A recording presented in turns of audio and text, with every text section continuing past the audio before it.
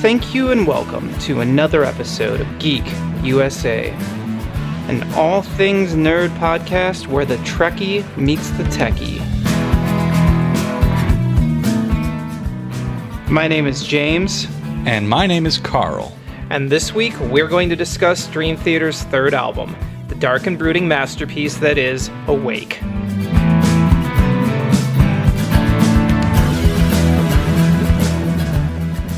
While initially deemed a commercial disappointment at the time of its release, Awake has grown to occupy a special place in the hearts of many Dream Theater fans.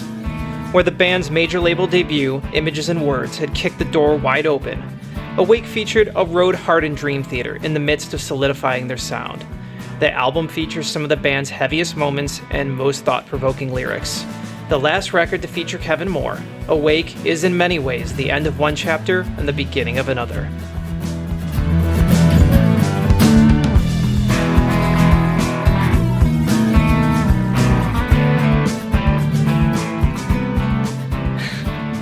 Alright, so Carl, this week we are discussing Dream Theater's third album, Awake.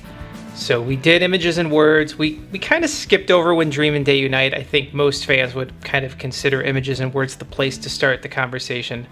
So Awake is their second or third album, depending on how you look at it. What are your initial thoughts on the album Awake?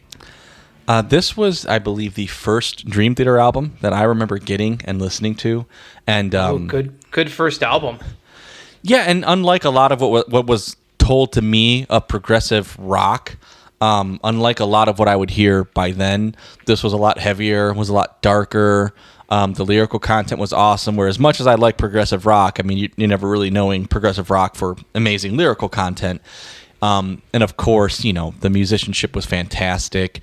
It was sad that, you know, this was the last outing we were going to have with Kevin Moore, because I love that guy, and you can hear, I know he's not on this as much, but you can kind of hear the atmosphere that he brings to it, and I thought it was a good counter to the the instrumentational masturbation that we get out of everybody else. Not that I mind, but yeah, no, this is a fantastic album. This is the kind of thing that I wish they would go back to in my, if I was from my entitled fan aspect. But great album. Can't say enough good about it. Yeah, I mean, Awake might be their best album. I think that whenever you get into the discussion of like what's Dream Theater's best album, this album's always at the top of everybody's list. It was at the time, I knew Dream Theater, as the band that put out Pull Me Under. And this sounded so different in a lot of ways, and I think a lot of people were taken aback, and the record, when it was released, it came out October 4th of 1994, so you probably remember 94. I know I do. Soundgarden, Stone Temple Pilots, Nirvana, Pearl Jam, these were the bands that were kind of ruling the charts. And so Dream Theater drops this album called Awake, and it kind of, it got decent reviews and it sold okay and got some little airplay, but it didn't really do much, and it was considered a failure by the record company. But in retrospect, it's probably the album that has the biggest cult following. Everybody knows Images and Words. Images and Words went gold. Images and Words had a huge radio single that was all over MTV. Awake didn't have any of that. So, it's one of those records that I think the perception at the time, in the mid-90s when I was getting into Dream Theater, this was like the dark horse album that I kind of just discovered, working my way backwards from Falling into Infinity and Images and Words. But it turned out to be the album that I liked the most and liked the most for a long time. It was probably not until 6 Degrees came out that I started to feel like, oh, well, here's a new album that I might like the most. Do you have any thoughts, looking back now, on where Awake sits versus when you first listened to it? How many Dream Theater albums had been released? Oh, when I first listened to Awake, only 3. So I first was listening to Awake when Falling into Infinity came out, and you recommended this was probably the best place to start. And you were like a year and a half older than me. Well, you are. You weren't just then. You are now, too. You are a year and a half older than me, and back then, that's what you suggested. And then I listened to the other two just kind of on my own time. The first new album that came out that I was aware of when I was a Dream Theater fan, like it was a Scenes from Memory. That was the first time a new one came out that hadn't been released since I'd been a fan. So I don't think any different of this than I do now than I did then. I hate to say it, but with Dream Theater, I think I'm one of those fans where the snapshot of what I loved about them kind of ended, I guess, in my 20s with 6 Degrees of Inner Turbulence, and this was like the whole leg of the band that I kind of defined was my favorite, and that hasn't changed. Everything else since then to me has been kind of a second phase that I just wasn't that into as much. This is probably my second favorite album of theirs, and it's been that way, I think, since I've heard it. Wow. So that's saying something. Before we go back and kind of dig deeper into the album, let's give everybody a couple quick snapshots of where we were at. So Images and Words, like I said before, had been a huge hit for the band. The band goes back in the studio, and this time opts to not work with David Prater, who they had not had the best working relationship with while they were working on Images and Words. The record company loved the fact that Pull Me Under had been such a big hit and wanted the band to explore that direction more. John Petrucci was like, sweet, I just bought a 7-string. Sounds good to me. The band is teamed up with John Prudell and Dwayne Barron, who, notably had just worked on, Ozzy Osbourne, No More Tears. For those who don't know, John Prudell, that's him singing harmony with James LaBrie on voices. So they were a very hands-on production team, a completely different style, and the band really clicked with these two guys. And it really, it really pushed the band to kind of explore every avenue that they wanted to, as opposed to just kind of trying to make the record as quickly as possible. I think the results kind of bear out that way. The other interesting thing about Images and Words versus Awake is that Awake has a darker tone that the band very famously has reflected on and said, the tour was long and hard, and when they came back and got into the studio to make this record, their lives were in different places. And so this album kind of reflects a more mature, I think, worldly view lyrically, as well as musically. So do you think I got everything there? Is there anything I'm missing? No, I think you did get everything. Isn't there a rumor I heard where Mike Portnoy has a copy of No More Tears where I think John Purdell did a demo of all the songs, like the vocals?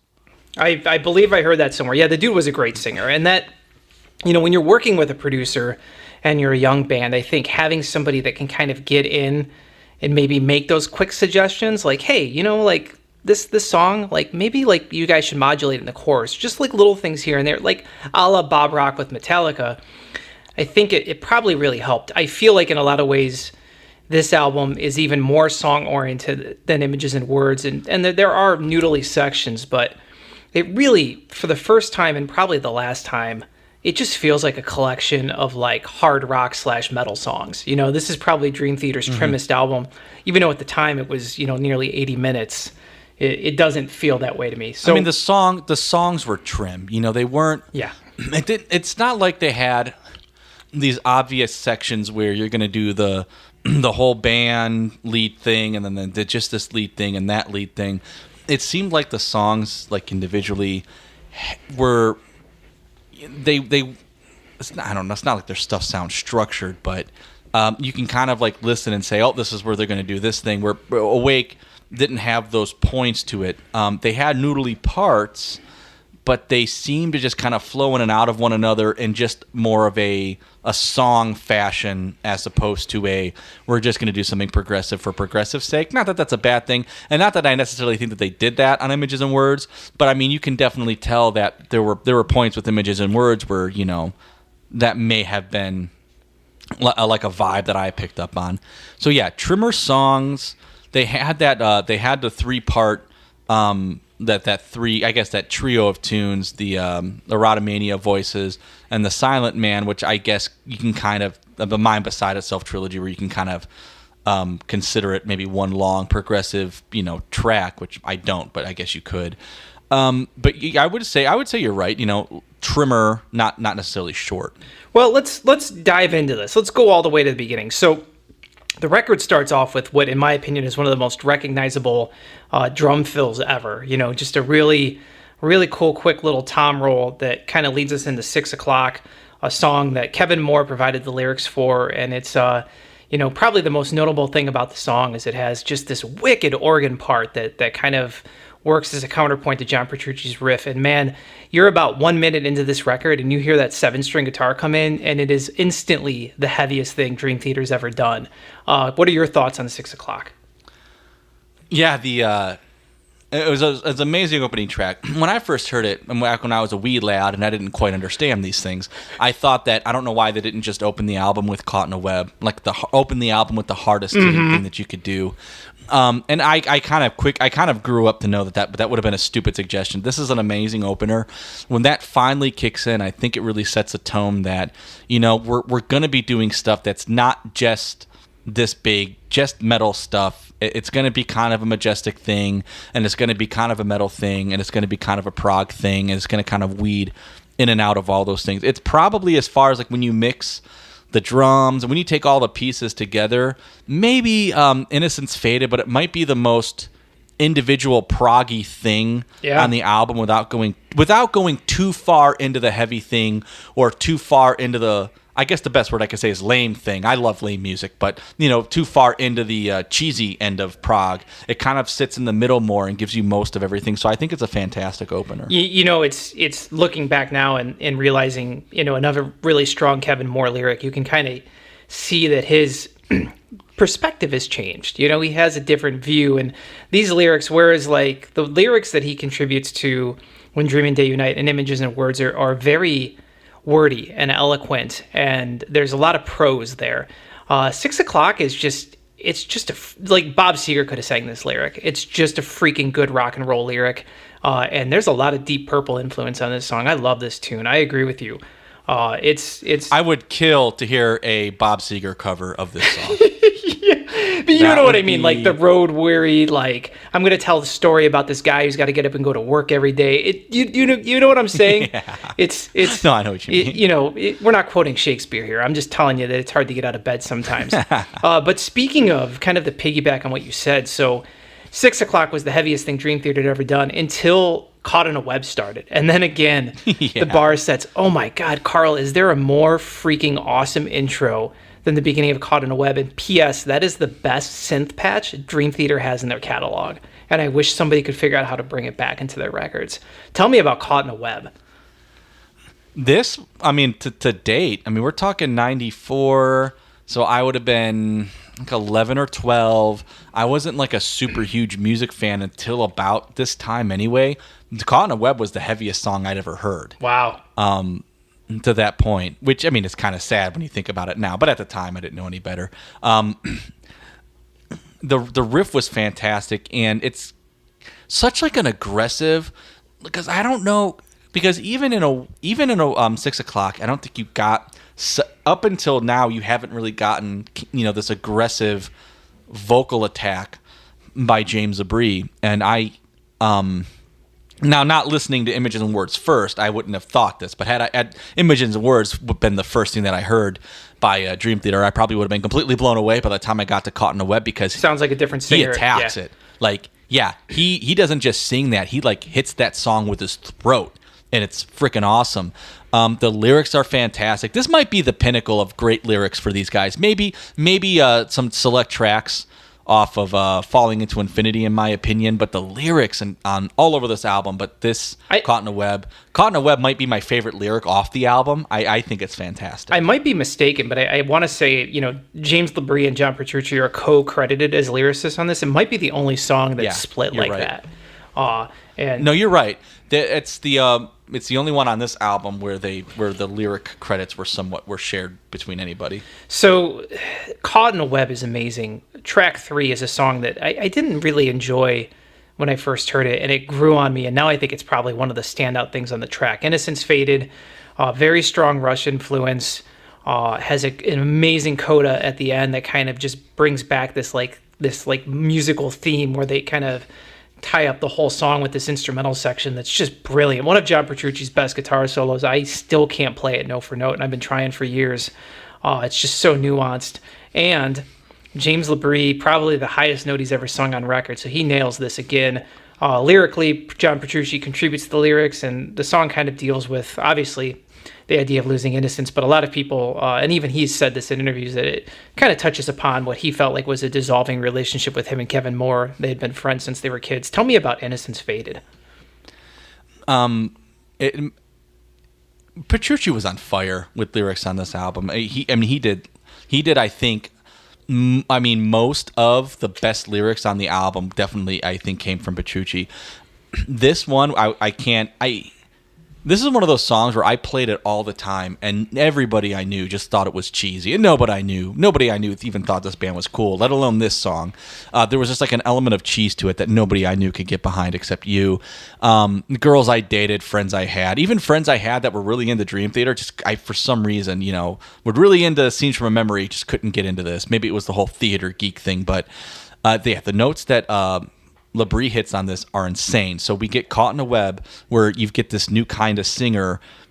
He's attacking. He's aggressive. He's got this grind to his throat and to his tone. And then he gets into this, and he's like classic James LaBrie, but like on steroids. Now he's not just singing into the sky. He's like singing into the stratosphere.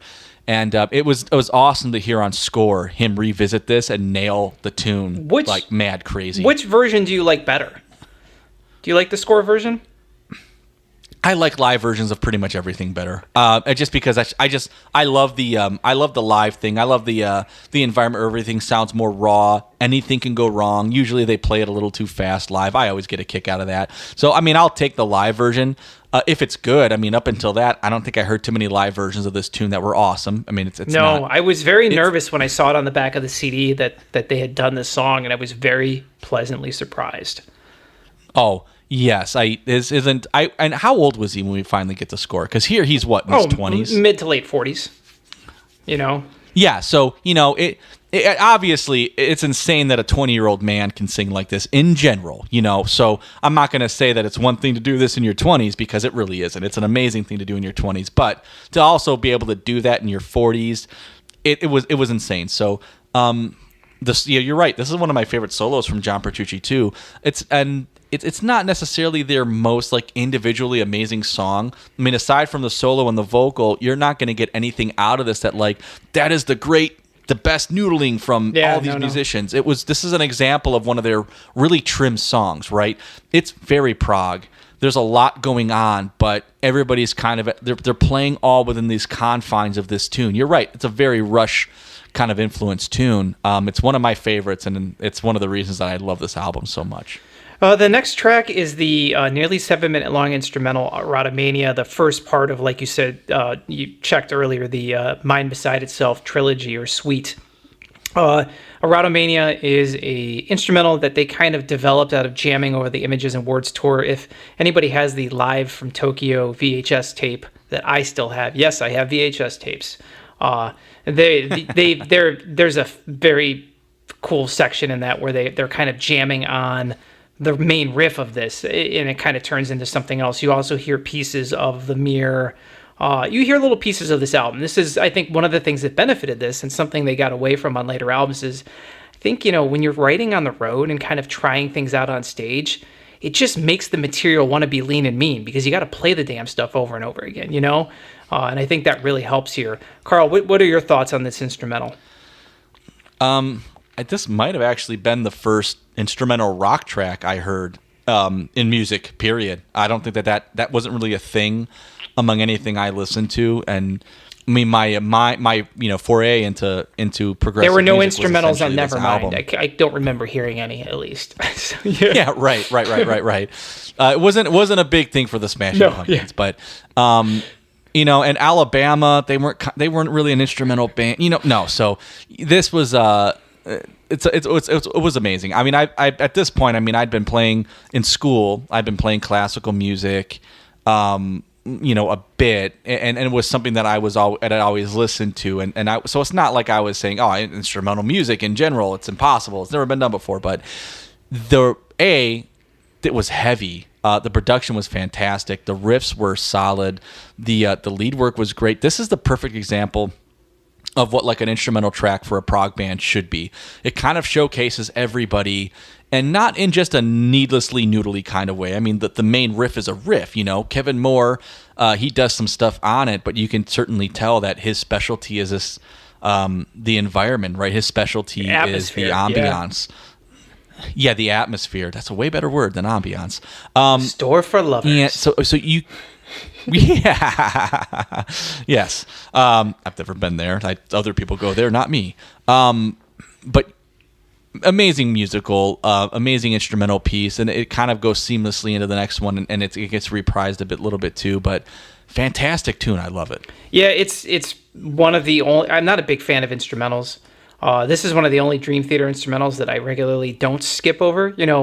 When we get to scenes, their other instrumentals became so blocky, we're gonna do like the lead thing here, and then the guitar, then the keyboard, then the unison thing, and then do it again. This was very different. Yeah, and it's hard because when you listen, the best instrumentals I feel like should be able to be songs with vocals. When you listen to a song like Dance of Eternity, it's just kind of like at some point sometimes I'm listening to that record, I'm just like, after home, I'm like, I just don't want to listen to that. I just want to hear, you know what I mean? Like, I don't need 8 minutes of, and I feel like this is different. This is setting up the motifs and themes that are going to come. And so that takes us to track 5, which is Voices. A longtime fan favorite. Mike Portnoy is on record for a long time saying this was his favorite song by the band. It's just a genius 9-minute song that just never feels... It's one of those songs that it doesn't feel as long as it is, and you just wish it wouldn't end. And it probably has one of James LaBrie's best vocal performances. Again, lyrics from John Petrucci. These lyrics, very, very poetic, dealing with mental illness and things of that ilk. And when I was younger and I first heard this song, it immediately resonated with me that like this guy is an amazing lyricist. These words are genius. I cannot write like this, and it kind of set a bar for me. What are your thoughts on Voices? It's got out of all of the, it's not like my favorite individual guitar solo from him, but my favorite solo performance. And he played it live in the studio. Yeah, that's insane. My favorite solo performance by him, even if this isn't my favorite solo performance by Petrucci is on the live scenes, him doing the solo for this tune. Yeah. I don't know what it is about the live environment that just kind of kicked it up like an extra notch that I just like. In fact, actually, that's my favorite performance from the band is listening to Erotomania through Voices on live scenes. Maybe my second favorite would have been the Change of Seasons from there, but again, the one thing I always notice is like Voices never seemed to me like a 9-minute song. Like to me, Voices always seemed like a 6 or a 5-minute song. Erotomania always to me seemed like it was like an 8 or 9-minute song. Like I always thought like that was a great journey that they just took us on, and this is a great little tune. It's kind of like the opposite way around. The lyrics on this tune are fantastic. This song just gets me jazzed up, man. Whenever I hear this song, I'm like, why can't I write a song like that? Why can't I record a song like that? It might not be my favorite song on the album, but I probably listen to it more than any other tune on this album. The thing I'll add is that when we talk about like what music means to us, like I listened to this record when I was 14, and just last week I listened to this all the way through. I got up, one morning and I went for a run and trying to get my headset for this podcast. And I was listening to this song, and like there are moments, especially like in the bridge and the final section of the song, that like give me goosebumps.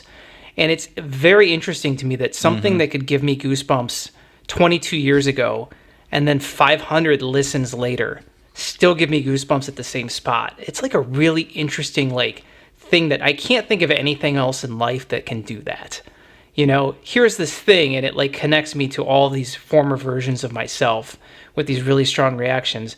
Very few artists or very little music have I ever listened to that's been able to do that for that long. So it's an amazing song, and its staying power is also kind of amazing because I still get something out of listening to it.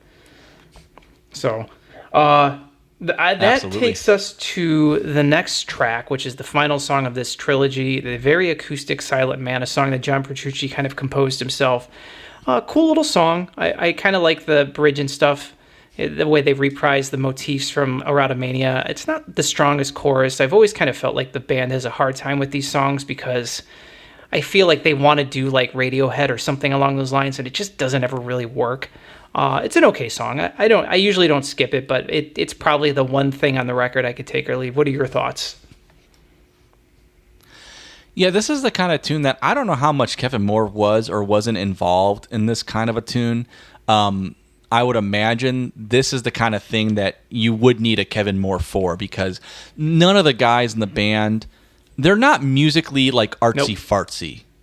And I don't say arts like I know I'm not a big radio hand, and when I say artsy fartsy with Radiohead, I'm usually making a dig at them, but it's not necessarily a bad thing. I mean, there's ways you could do artsy fartsy. I think Fate's Warning's got amazing artsy fartsy elements for obvious reasons. Interesting, because Kevin Moore plays keyboards on all the records I like from them. Huh? Yeah, exactly. That's kind of what I mean. Like, so they don't have that bone. I mean, they do artsy fartsy with lyrics really well on many of their albums, but musically, you're right. It's not like the tune's not good. It's not like it couldn't be a good melody. The chorus isn't super strong, even though you've got a lot of musical value to work with. But it's not my favorite tune on here. I guess I like the bridge, like you said. I guess I just don't dig the tune. But I mean, it's certainly not a bad song. It's just maybe my least favorite song on this album.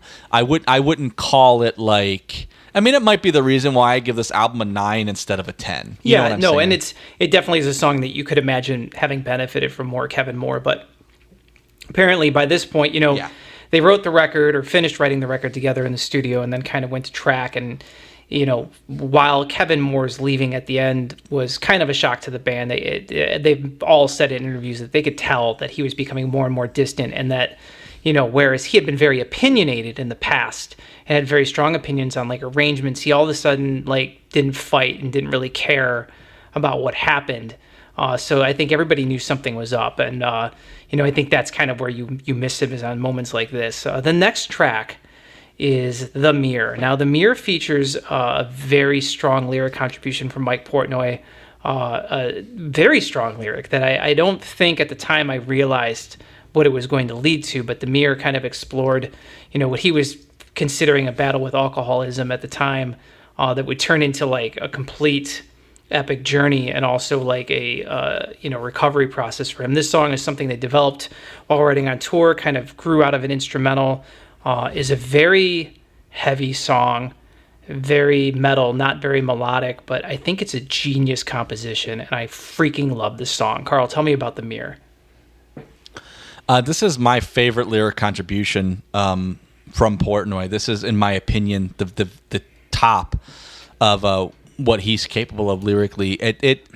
This is one of those tunes that kind of dances in and out of being kind of like literal with the lyrics, but it kind of like metaphor with him too, like using really literal statements, but you're not getting the full picture of the context. It's not like telling a story like Bob Seger does with lyrical things. It's kind of more, it's got more of like a Jerry Cantrell vibe, where I say something literal, but I don't mean something literal when I say it. And Portnoy does great lyrics in other aspects. This just happens to be my favorite. The tune is just heavy. I love that riff. I love how heavy the tune is. Again, just really showcases that there are more moments where, and I wish they would kind of go back to these, where you can do a little simpler and be a little trimmer and it still be heavy without kind of blocking off how you do your arrangements, and there's having noodle sections. You can do noodling, you can do solos, and then you can do this. In my opinion, it might be like the most consistent like tune on the album. I love it. I think it's a seamlessly fantastic song. So The Mirror segues seamlessly into Lie, which is a kind of a song they built out of a riff that was originally a piece of the end of The Mirror that, James LaBrie is famously quoted as saying that he, kind of pushed them to turn it into a song that he felt like it was a strong enough riff. And so they developed Lie into its own song. It also became a single off of the record. Interestingly, Lie, is this kind of trim 4.5-minute song, and then at the end they tack back on, a 2-minute like instrumental that ties it back into The Mirror. That instrumental, I think, features one of the best, again, examples of what Kevin Moore brought to the band, in that It has a huge crescendo build up that is just a feedback, and then kind of Kevin Moore's super sparse, haunting like piano line comes in and just crushes on top of this riff. This is this example of a song that every time it's played live with a different keyboardist, I cringe, because for the love of God, it would just kill Jordan Rudess to just sit there and hit those 5 notes. No, he has to play a solo, or he has to, and I think this is what they don't get, or they didn't get. And so this would, when people ask me like, why are you like Kevin Moore so much, I would just say, like, this is an example of what I like, and different strokes for different strokes. But listen to the version of this from live scenes and tell me if you don't cringe when you hear where there should just be this sparse keyboard line. Tell me about Lie. Yeah, I don't know that if Jordan Rudess tried to do it like this that he could. I mean, everybody's got to play on their strengths, and that's just not one of them for him, I guess. You know what I mean? So yeah, for sure, fair enough. I almost maybe would cringe more if he tried. I would like to see him try, because he is an amazingly talented individual. But talent comes in many forms, and again, the environment, the atmosphere of a tune was just something he excelled at. The lyrics on here, it might not be my favorite lyrics. They're certainly good, but for how it fits in the tune, I mean, they're kind of haunting. It's kind of a haunting tune too. Heavy but haunting. This is one of the primary pinnacle reasons where I miss Kevin Moore. He doesn't do a lot of lead work on this album. His solos on Images and Words are also reasons that I miss him so much, because he is very lyrical. And I think that element, kind of like anchoring, one element to kind of anchor the band into something a little simpler but awesome and amazing, would just be great. But obviously we don't have that anymore, and to each their own. Again, not my favorite song on the album. It's certainly, for me, it's kind of in the middle, but this song makes me miss Kevin Moore so bad. Yeah, for sure. And then that brings us to track 9, which is another one of those songs that kind of grew on me over time. Lifting Shadows Off a Dream, a very poetic, lyrical contribution from John Myung. The song's got this is like another side of Dream Theater that you hadn't seen before. They're able to do this kind of almost U2-esque atmospheric thing that they blend in with the prog rock. This song has an amazing solo section. Again, super understated. It's really about the space in between the notes that works to its advantage. Amazing lyrics. James LaBrie kills it with his vocals.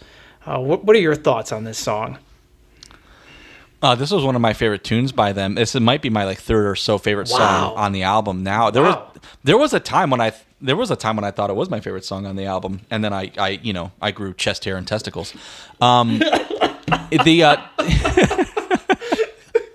This is no. All kidding aside, the lyrics on this are amazing. This might be my second favorite lyrical contribution from John Myung, if not my favorite. This is something that Petrucci, for a while, and you hear this a lot on a lot of the unreleased, the demos that they eventually released and turned into songs like To Live Forever. You hear Petrucci's work on the guitar during the verse, and this thing where he's playing something kind of complicated and proggy, but he's not noodling.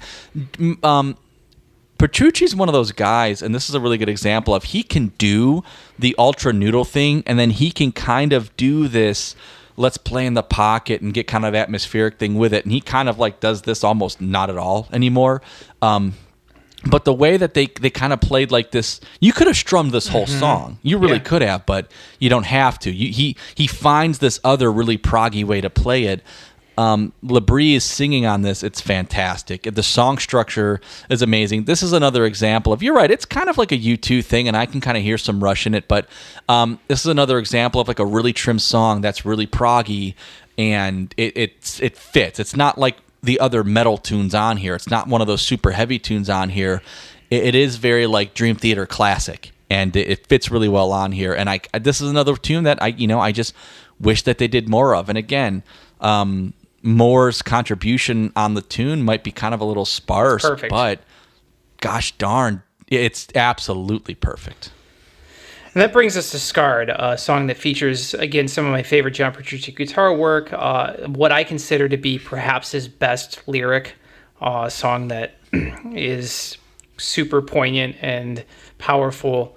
on a lot of fronts. John Petrucci, you know, he had an amazing ability. He was born and raised a Catholic, and being somebody who was raised Catholic myself, there's a very interesting thing that I think only people who grew up in the Catholic household can get, where there's this mixture of like, you know, thousands-year-old repression and guilt mixed with like heavy-handed, you know, issues of faith and thoughts on all of that, and it kind of all works together. And I feel like he does a really good job of like bringing in this strong religious imagery without things feeling spiritual. Like it's almost like from a different perspective that he's doing it.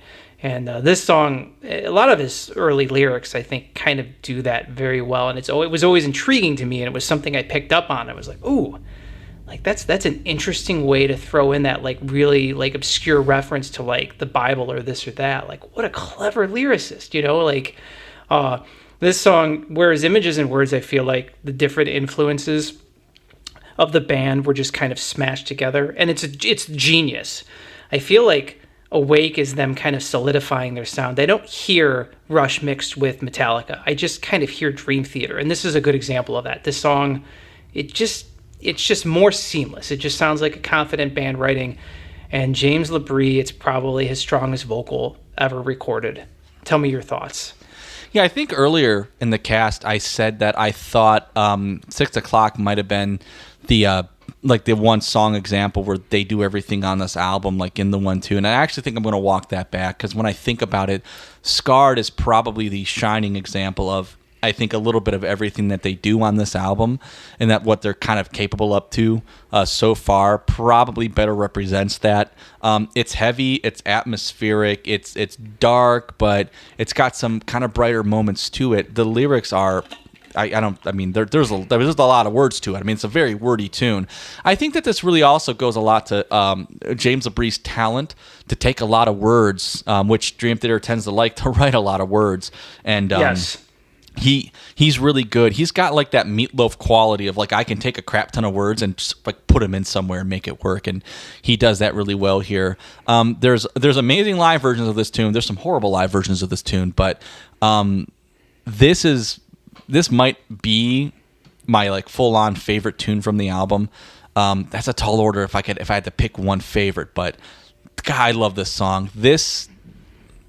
After I realized that I was a male and I stopped thinking Lifting Shadows was like the best tune on the album, I probably listened to this one. There was a period where like I would just put this album on and then listen to this and then start the album over again, because this was like the first track I wanted to hear. Yeah, it's such a good tune. And then the last track on the album is Space Divest, the infamous Space Divest. So Kevin Moore brings this song into the band. He had been recording a lot of music. A lot of these demos would end up being released as the first Chroma Key release after he would leave the band. But this was one of the songs that he recorded with vocals and everything and presented it to the band. And I think they were all so shocked at how complete the demo was that they kind of just said, okay, like let's just record it as it is. And they didn't really do too much to it. I think I always felt, and I know this is a divisive song, but I always felt the Space Divest was like the perfect ending to this record, because it was so atmospheric and haunting, and it had a lot of really cool stuff going on, but again, it was sparse. I felt like it was just the perfect kind of like calm after this huge storm that was the record. The band famously didn't play it live for like forever because he wasn't, blah, blah, blah. All this stuff. We all know the damn song, for all the hoopla I got, I never understood, because it's not the best song in the world. It's just a cool little song at the end of the record. But if you're a Kevin Moore fan and like his music and like what he did after it, this was kind of a sign of what he was going to do upon leaving the band. What are your thoughts on Space Divest? Do you remember there was a good while where you would always tell me how awesome this song was, and I would always tell you I thought it was lame? Mm-hmm. Yeah, for some reason... I definitely championed it. Yeah, and you were right. I mean, I for a long time, I just thought, like, I cannot, I'm glad it's at the end, so I don't have to skip it. I could just turn it off. But I'm completely wrong, though. I mean, this again is... I know that this is probably the most of Moore that we get, and now when I listen to it, I'm like, no. This song is absolutely genius, and I think I got this quote I remember reading a long time ago about the meaning behind the song, which again was started off kind of silly, but then molded into something that was really interesting. But I mean, the lyrics are good. There's a lot. I think what it was is at the time I just wasn't big into sampling. I'm like, you're all musicians. Why the hell are you doing this? But great tune. I was certainly wrong to kind of cast it aside so often. Now when I listen to this, I just get kind of sad because I'm like, I just wish there was more of this on, I'm okay. I don't miss him as much on Falling Into Infinity because I think that Sherinian does a very similar thing, being a simpler keyboardist, but really talented within that thing that he does and kind of rooting people. But I think when you get to scenes where I'm sorry, I wish there was something like Space Divest on here, or at least elements of that throughout the album. So this, again, it's a tune that I used to not like so much that now I do know is a fantastic song, and I'm glad that it's on here. Yeah, I think just real quick to highlight, I know I gush about Kevin Moore, and I don't mean to, because I know he's an acquired taste, but the genius of his lyrics, and you get a lot of this, especially on the OSI albums, and if anybody hasn't checked them out, I strongly urge you, if you have any interest in more of Kevin Moore's music, that's probably where I would start next. He writes, the story of the song is he, carried around a magazine with him, and he really liked this chick who was wearing a Space Dive vest, and then he realized it was such an interesting commentary that he was like into somebody. He had this connection with something on a page, but if that person was real, like the connection would disappear. And the genius is that like there's the literal, like kind of what you were saying about Mike Portnoy. There's this literal interpretation that you can see him like flipping through a magazine, and the lyrics are very literal, while he's sitting on a tour bus or whatever. But then it's also it's analogous to kind of like his entire thought on the world. Upon the finishing of this album, Kevin Moore announced to the band that he was leaving. That he had kind of grown tired of, he had been in the band for 6 years or 7 years and saw it rise to fame and went on tour. And I think the touring was really what kind of took its toll on him. And as somebody who's done a little bit of it myself, I can tell you it's not for everybody. It's an acquired taste. It's a different way of living. And he was not interested in not only in making this kind of music, he wasn't interested in doing anything this way anymore. So he ends up selling all of his possessions and very famously kind of just hitting the road with no destination in mind, 25 years old, and just kind of going to hit the road and see what happens. And the rest of the band was shocked, I think, to probably different degrees depending on who it was. But he wasn't even there for the mixing. So I know that there's a couple interviews from back in the day where he expressed some kind of like almost sadness over how it was mixed, because his parts are really far back at certain points. But I know Mike Portnoy has said very famously, like, hey, he was leaving the band, so we didn't see why his opinion should matter at that point. And I could see both sides, especially if somebody's like, I'm leaving. Well, I'm not going to ask you what your opinions are on the, on the mix of this song you're not even going to be playing. So, you're right. What are your thoughts on Kevin Moore's leaving the band? I know we talked a lot about it, obviously, because it's all over the record. But what are your thoughts about how he left and kind of what he's done since? I don't know a lot about how he left. I know that everybody's got to do what they got to do. I don't know what the relationship with them was like around that leaving, or what it was like even after they left. I know that I think Mike Portnoy took it. If I remember my reading and my rumors right, I know that Mike Portnoy, I think, took it kind of the hardest. And I think there's songs that they have that kind of reference this, but it's sad. It was an element of the band that I liked, one of the elements I liked the most, and I kind of got enough of a replacement in Sherinian. Not that Sherinian is like Kevin Moore, but he does fill, like I said a little earlier, he does fill that gap of something simpler to kind of anchor everything down, So it's. I mean, he had a great career post that. His contributions to Fate's Warning were great. The OSI albums were I think there was, 2 or 3 of those? Or more? There's 4 OSI albums. There's 4. There's 3 Chroma Key records. Gosh, yeah. He's done a lot of guest starring. Chroma Key ones were good. The thing that was confusing to me, though, real quick, is that he left because he wanted to do music a different way, and then as a fan at the time, he immediately shows up on the next Fate's Warning album as the keyboardist. And I remember thinking, like, and it's genius. He does it's all the same keyboard sounds. If you want to hear Kevin Moore, listen to A Pleasant Shade of Grey and Disconnected. He is on both of those records, and they very much carry all of his hallmarks. So he obviously still could make and do prog rock. I've always wondered, and it's you're not going to find it anywhere. He doesn't talk about it at all in interviews, but I always wondered what else was there. And was it really just as simple as I don't want to play prog rock, or was there a little bit more to it? I suspect there had to be a little bit more. Sorry to cut you off. No. I'm glad that you did, because I wanted to get to that point too. It's not like what he did. Obviously, the OSI stuff and the chroma key stuff is very different than the prog elements, the prog thing that he was doing with Dream Theater. And I would say the thing that I like about his contributions to Fates Warning is those 2 or 3 albums they were very different than the other Fates Warnings albums. And it seemed like, so it like what he did with them was still prog, and it was still kind of like a bordering on the metal thing, but very different than what he was doing with Dream Theater. I don't know. I agree with you. There usually is something else there. I doubt. I doubt that they would have kicked him out of the band. I doubt that they would have been like, we need a more talented keyboardist. You know what I mean? So I don't know if he just wanted to leave, or if there was some relationship turmoil between them. That's always hard to know, and I always want to know, but I'm not nosy, and I kind of just gossipy, but I don't really know why he left. I don't know if I can take him just at his word.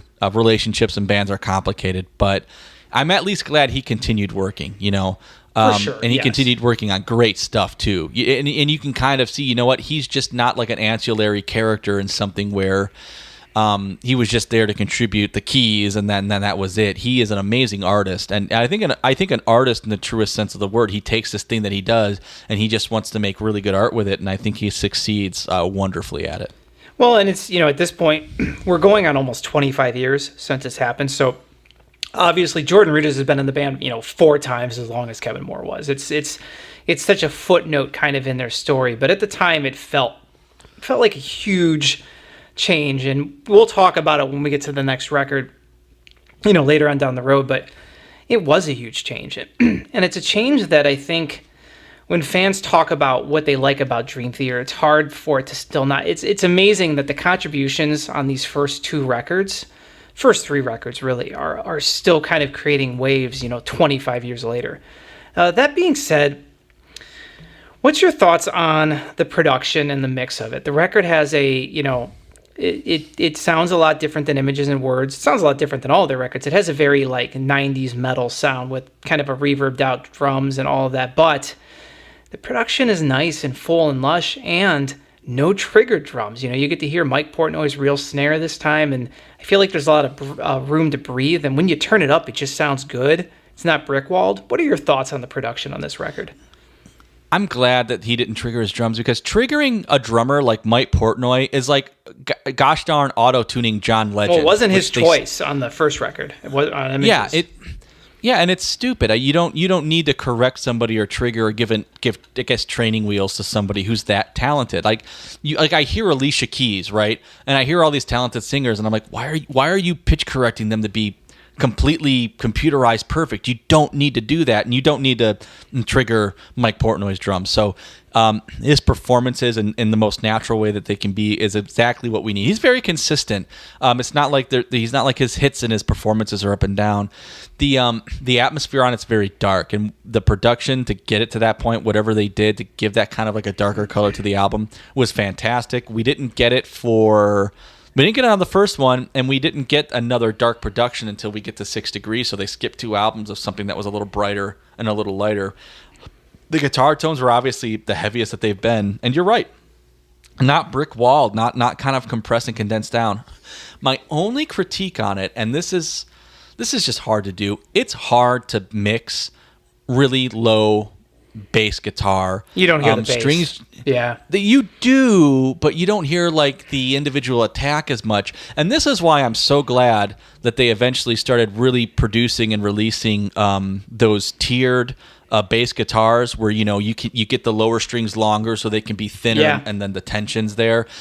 Because here they're just floppy. They do a much better job of it on Falling Into Infinity and on.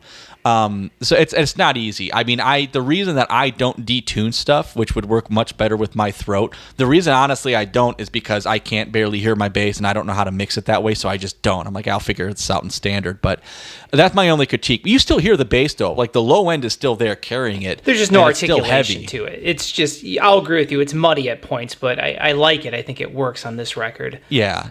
Oh, yeah, it does. And he doesn't have to noodle around on here like crazy to kind of show off how good he is too.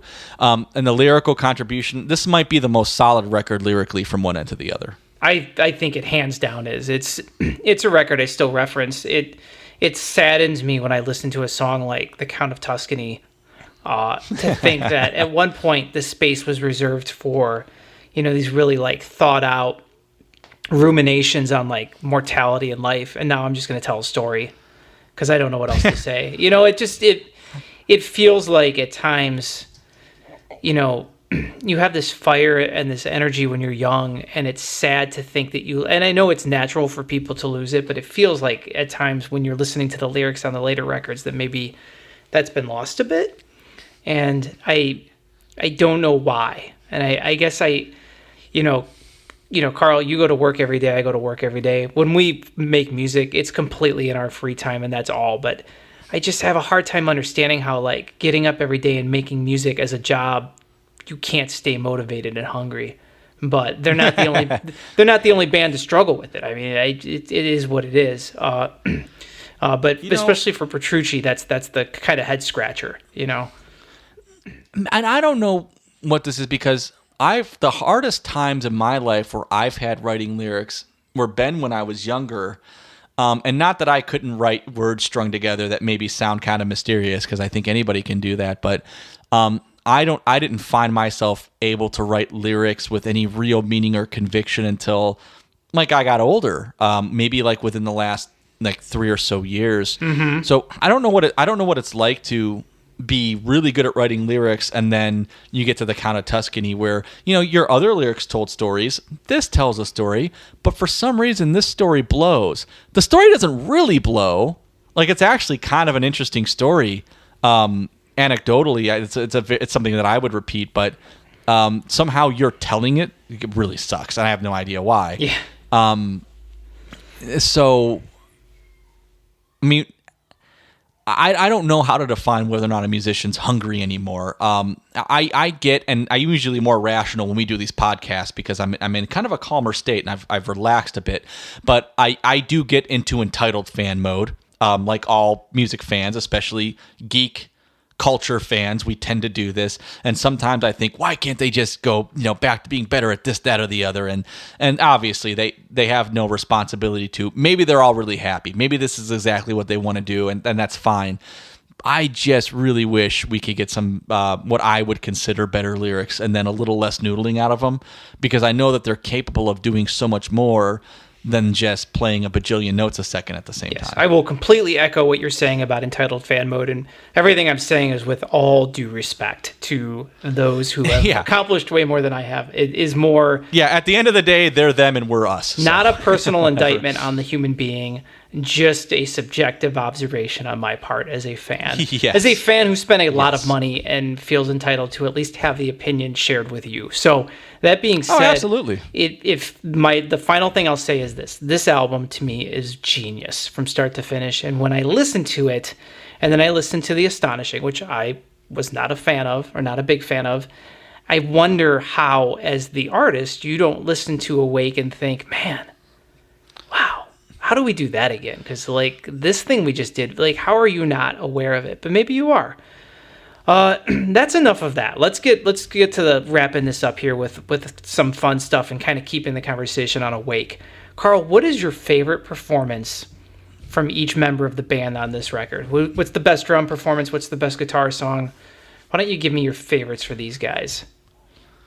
My favorite drum performance, I think, is going to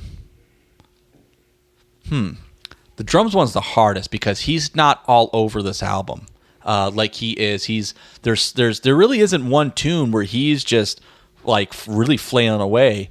I'm gonna have to say 6 o'clock. I think the way that he really does. I mean, 6 o'clock is a great tune, but the riff in there, it's it's not like the kind of riff that really drives a song, like Smashing Pumpkin, like Billy Corgan would be so good at, like, here's a riff and the whole song's gonna be this riff. Really, he is the only thing gluing all those kind of sparse parts together, and I think that's one of the most amazing things about the tune.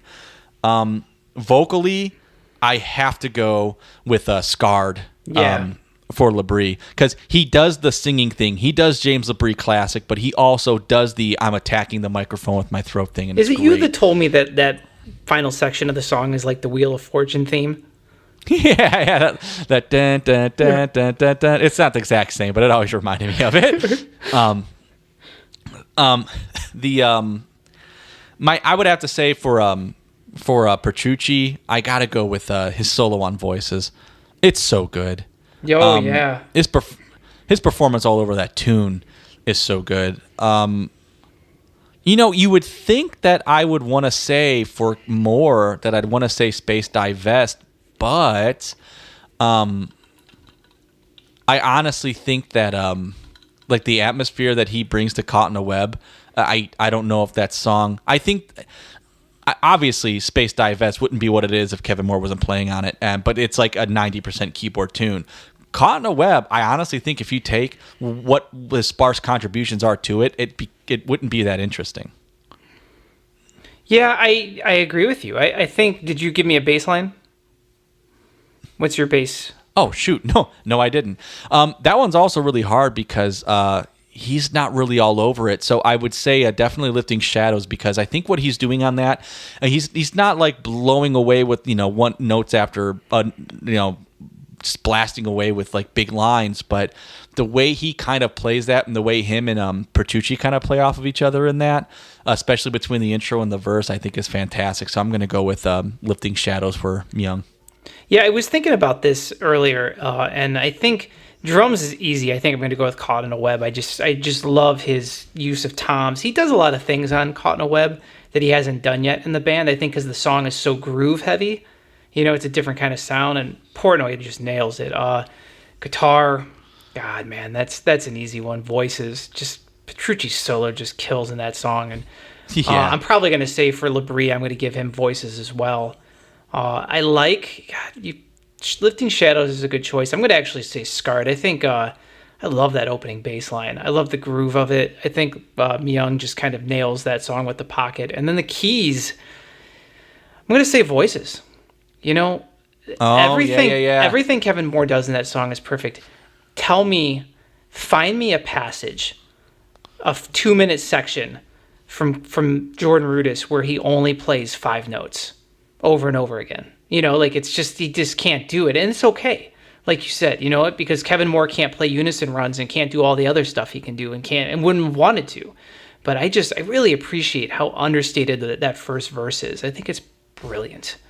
And it's the type of dynamics that the band unfortunately kind of loses as they kind of started to embrace the modern production on their later records. That kind of soft and loud dynamic kind of fades away a little bit. What's your favorite song on the record? I'm gonna go with Scarred. All right. Wow, Scarred. You could almost pick any one of these songs. I wouldn't argue. Oh yeah, you really could. Yeah. Except Silent Man, because the song kind of sucks. Yeah. It's the, you know what? I think if anybody gets the joke about the Stoned Age, and if you don't, you need to watch it to get the joke. I think if every album had a Don't Fear the Reaper, every time we do an album, we got to pick a Don't Fear the Reaper. What is the Don't Fear the Reaper track? And that would be the Silent Man here. Yes, I totally agree. What's your... my favorite song is going to be Voices, by the way. Is this... where does this album stack up for you in Dream Theater's catalog? Is it your favorite record? Do you put it in your top 3? Is it middle of the pack? How is this album held up? Every time we're done doing one of the podcasts on the album, I want to say it's my favorite record when I'm done. Yeah. I'm still probably going to go with Falling Into Infinity right now as my favorite, and I wouldn't even say it was the best. Out of the first 5 albums, after Images, this one, Falling to Infinity, Scenes from Memory, and 6 Degrees, I might even say that this is the best one. It maybe is my 3rd favorite. I mean, it's a 9 in a pool of 9s and 10s. Yeah, exactly. That's a really good way to put it. Yeah. Right. So, I mean, I'm still probably going, like, as far as my favorites, maybe Falling, 6 Degrees, this one, Images and Scenes.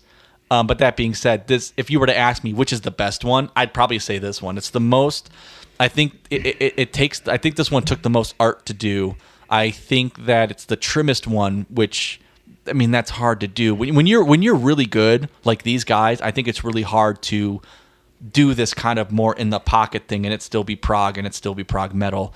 So it's to me is the most impressive, I think, of their first 5 albums, but not my favorite. So it's one of those things that on any given day, you could get me to say 6 Degrees, Scenes from a Memory, Images and Words, or this album, is Dream Theater's best album. Just because I listened to this last week, so I've just recently run through it. Man, I was really enjoying it, and I was thinking to myself, this is probably their top to bottom best record. Is it the one I want to listen to the most? That kind of depends on what month of the year it is, but it's definitely and we're really splitting hairs because like I said, there's 4 or 5 that we could put in there. I wonder though, and this is kind of more of a macro point to the conversation. Now that the band is making their 14th record, and I don't think anybody would tell you that any of their last 5 or 6 albums is their best album. Maybe somebody would, but I think most longtime fans feel strongly about these first 3 or 4 albums. Is it just that is it one of those things that when you make 20 records, nobody likes the 20th record as much as the first one, you can't win? Or is it that the band is just not making stuff that stacks up? You know what I mean? Is it the fans or is it the band? And do you think they're capable of doing this again and doing something this good? I think they're capable. I mean, they're physically certainly capable. And if I'm not mistaken, I think that from what I get from Dream Theater fans, you and I are seemingly in the minority, and I think that they've gained more fans. The more their muscles got bigger, their beards got longer, and their tunes got more noodly. Yeah. And I swear to God, eventually, instead of his guitar looking like a shield, the Music Man's just going to make him a guitar out of a shield, and that's what he's going to walk on stage with. As a Music Man player and a person who is a Music Man dealer, I have to be honest with you, I hate the new Petrucci guitars. I think they're hideous. They don't feel like guitars. And when I was told that John Petrucci's inspiration was a sports car, I knew something was wrong. When they told me 3 years ago, he's coming up with a new guitar and it's inspired by the car he drives, I remember thinking to myself, what the fuck does a car have to do with your guitar? This is so stupid. What is wrong with you? Play a telly. Yeah, right. Get a Telecaster for Pete's sake. I think that they're capable of it in a way. In another way, I just don't think they're capable of it. I think that it might be a challenge that to them is boring. To me, I would be the most interested if they said that they were going to try to do an album like that. Maybe I don't want a repeat of it, but within that concept of let's do something a little on the simpler side, but still be really prog about it. That's the thing that I'm just not sure that they could commit to. Like you said, I don't know that Jordan Rudess can do that. I think that the genius that is Jordan Rudess is that I think his 2 hands have their own brain. And then when he puts his hands on a keyboard, they just happen to do what they want to to. And he has no control over it. It's like 3 composers at the same time. Right. His hands go from 0 to 60, quicker than most sports cars. And so that's okay. I don't think that they could do it. And I think that Mangini could do it though. I think Mangini could. I think that there are many times where he can kind of fit that in the pocket prog role really well. I think John Myung still has it in him. I'm just not sure that Petrucci or Rudess would do it. Yeah, and like I said, I see this all the time on the forums. A lot of people, when this question gets posed, people will say, well, maybe you just didn't, maybe you outgrew the band and it's not the band's fault. And that's completely fair. But I would counter that I don't think I ever outgrew the band. I think the band I'm in love with stopped making records that sounded like this. Because the fact that I'm still getting goosebumps listening to this record 25 years later, it shows that I'm still a fan of the band. I'm still listening to their music. And so it's cool. It is what it is. I think that it's one of those things that with Dream Theater 12, the self-titled, I think that was probably as close as we were going to get to this kind of record. And it's a good record, and I very much enjoyed it. You know, they really they focused on Trimmer songs, and I think that's probably as close as we're going to get. I not to devolve the conversation, but I feel like the give and take that existed when you had a Mike Portnoy in the band created records we didn't like and created records we liked. But I think that the stuff we get without him in the band is just stuff that is okay. I don't hate their records. I don't like you know what I mean? And I think that's kind of something we might be missing because there's no check and balance, and that's okay.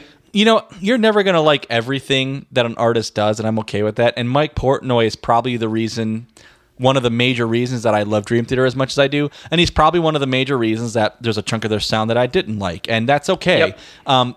I am not interested really in hearing Dream Theater without the guy in it. And even if he's going to do something that I don't like sonically, I like him. I like his style. And even if I'm not going to like it, I want to hear what he's going to do. I really do. And I'm just not that big of a Mangini fan. And that's probably my own limitation. And if I listen to more stuff Mike Mangini's done, I probably would be. But I'm interested in, Portnoy, Bertucci, Myung, and Labrie. That's the thing that I'm ultimately interested in. And I'll never get that again, probably, and that's okay too. But do you have any final thoughts on Awake? Yeah, it's the pinnacle of what they could be between prog, metal, and still kind of trim and simple that I don't think we're ever going to get again. And it's sad, but it's okay because I still have this one. And hey, who's to say that they have to retread? You know what? It's a unique album, and maybe that's what makes it so good. I know it's not technically a sophomore album, but I always view it as a sophomore album because it was the follow-up to their major label debut. And in that regard, I will always consider Awake to be perhaps the best sophomore album ever released. Yeah. When you think about how hard it is to follow up what everybody will consider to be the classic, the debut, the Pearl Jam 10, the best sophomore album released. So initially, what comes to my noggin when I hear best sophomore albums, Awake immediately comes to my noggin. Yep. Garbage 2.0 comes to my noggin. Yeah. Purple comes to my noggin. Yeah. That'd be a good discussion in and of itself, Jim. Ride the Lightning. Yeah. I feel like they took everything they did and they just jumped into the next level. And it's probably especially for Labrie and Petrucci, probably my favorite overall performances from any record is on this album. So it's just, if it's not the best sophomore album ever, it's one of the best, and it's in that conversation, and it will always immediately come to mind. So that's kind of where I'm going to leave that. I think that is.